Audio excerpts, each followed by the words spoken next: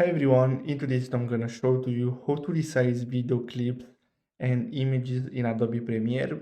So as you can see, I have this video on my timeline, and as you can see, I need to resize it. So simply click on it on your timeline and then go to Effects Controls, and then you'll have to go to Scale and then simply resize it like this. And if you want, you can double click on it and you can do it like this if you want. So double click and then simply resize it.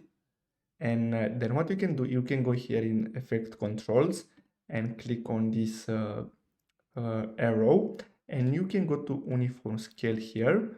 And as you can see, if you want, you can change the scale like this if you want, and even the height you can change it.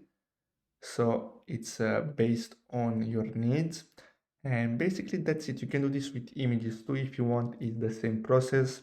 So I hope you found this video helpful. Thanks for watching.